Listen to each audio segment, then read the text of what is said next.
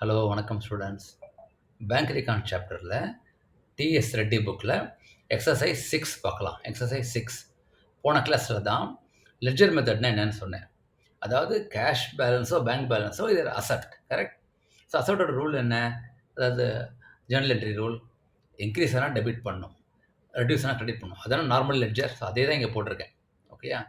Plus பண்ணால் debit, reduce ஆனால் credit. ஓகேயா? இது first condition.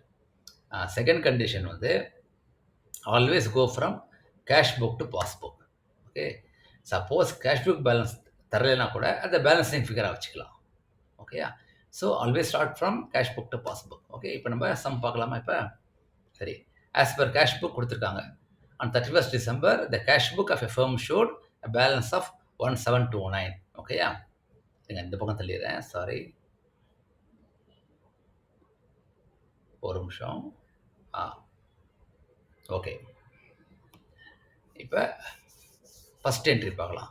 Sex issued for 600 not yet presented at the bank. So check issued not in passbook, correct? சரி, sex issue பண்ண என்ன ஆகும்? பேலன்ஸ் ரெடியூஸ் ஆகும், ஸோ டவுன். ஆனால் பேங்க்குக்கு போகாதனால we have to again increase it. ஏன்னா இது பென்றது நான் அப் டவுன் ஏரோ போட்டுருவேன், அதனால் நான் இங்கிலீஷில் எழுதிட்டேன் டவுன் அப்படின்னு. ஓகேயா? ஸோ நம்ம இன்க்ரீஸ் பண்ணிடணும் பேங்க் ரெக்கார்டில். அப்போ 600. Again I repeat, sex issue பண்ண என்ன பண்ணுவீங்க? பேலன்ஸ் குறையும், ரெடியூஸ் ஆகும், கரெக்டாக? ஆனால் இப்போ அது பேங்க் ஒன்று போகாதனால we are adding it back, அவ்வளோதான். ஓகேயா? அடுத்தது, sex amounting to 750 paid on 29th December but not credited by bank. Okay, அதே normal entry. So cheque deposited but not in passbook, correct? So deposit பண்ணும்போது என்ன இருக்கும்? Balance increase ஆகிருக்கும், correct? ஆனால் அது பேங்க்கில் வராதனால ரீகானில் திரும்ப ரிப்பீட் பண்ணுறேன். நீங்கள் செக் டெபாசிட் பண்ணால் you increase the bank balance, right? Increase the bank balance. ஆனால் அது பேங்க்குக்கு வராதனால we have to reduce it. ஓகேயா?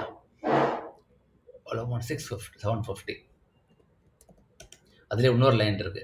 One check for 230 was entered in the cash book on 31st December but banked on 2nd January. சரி, இது ரெண்டுமே same effect தான், but meaning மாத்திரம் சொல்லிடுறேன். அதாவது நீங்கள் செக்கு டெபாசிட் பண்ணிட்டீங்க, ஓகே, அதை என்ட்ரி போட்டிங்க, டெபாசிட் பண்ணிட்டீங்க. இன்னொன்று என்ட்ரி போட்டிங்க, டெபாசிட் பண்ணல. ரெண்டுமே பார்த்தா உங்கள் பேங்க் பேலன்ஸை இன்க்ரீஸ் பண்ணிட்டீங்க, ஓகேயா? ஆனால் பேங்க்கில் ஒன்றும் வரல, அப்போ ரெடியூஸ் பண்ணிடணும். பேங்க்கில் ஒன்றும் வரல, ஒன்று ரெடியூஸ் பண்ணணும், அவ்வளோதாங்க. ஓகேயா? அடுத்தது C, passbook shows bank charges 15 debited by bank. C, so bank charges debit பண்ண என்ன ஆகும்? Bank balance. சரி, ஃபஸ்ட்டு கேஷ் புக்கில் no entry, okay, bank balance reduce ஆகும். ஓகே, ஸோ நம்மளும் இங்கே ரெடியூஸ் பண்ணணும். எவ்வளோ அமௌண்ட்? 15. ஓகேயா? அடுத்தது அதே மாதிரி சி என்னது? இட் ஆல்சோ ஷோஸ், சியில் second line, also shows 350 collected by the bank interest on securities. இந்த கலெக்டட்ங்கிற வேர்ட்லாம் கொஞ்சம் கன்ஃபியூஷன். நெட்டை என்ன? இன்ட்ரெஸ்ட் ஆன் செக்யூரிட்டிஸ் அப்படின்னா நமக்கு வரவு, இன்கம் அது. ஓகேயா? So interest on securities not in cash book. Okay, so இதுவும் அதே மாதிரி bank charges not in cash book. So அப்போ அதே மாதிரி கேஷ் புக்கில் நோ என்ட்ரி, ஆனால் பேங்க் பேலன்ஸ் இன்க்ரீஸ் ஆகும், பிகாஸ் நம்ம பிரகாரம் இன்க்ரீஸ் ஆகும். ஓகேயா? இப்போ எவ்வளோ அமௌண்ட் போடணும்? 350.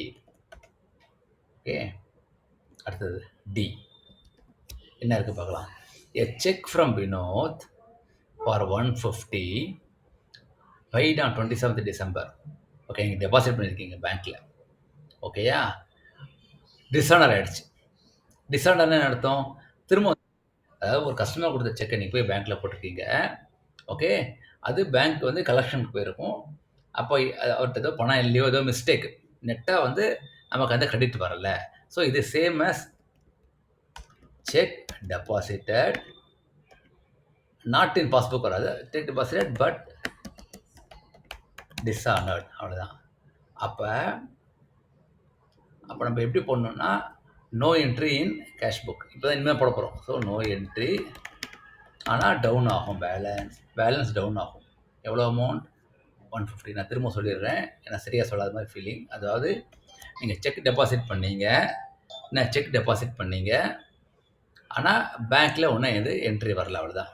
அதாவது பேங்க் வந்து என்ட்ரி வரலன்னா ரிட்டர்ன் பண்ணிட்டாங்க, அதனால் பேங்க்குக்கு அது இன்க்ரீஸ் பண்ணல பேங்க்கில். ஸோ நம்ம அதை ரெடியூஸ் பண்ணிடுவோம், அவ்வளோதான். ஓகேயா? ஸோ இப்போ as per passbook balance figure போட்டுருங்க. ஆஸ் பர் பாஸ்புக் எவ்வளோ வரும் இங்கே? ஸோ டெபிட் சைட் 2679 இருக்குது. ஓகேயா?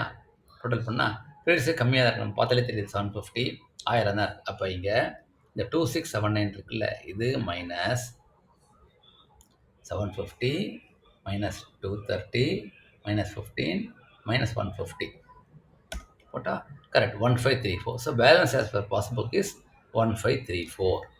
As per passbook 1534. அதை கலரில் போட்டுடலாம். ஓகே, இது வந்து நான் க்ரீனில் போட்டுருவேன். ஓகேயா?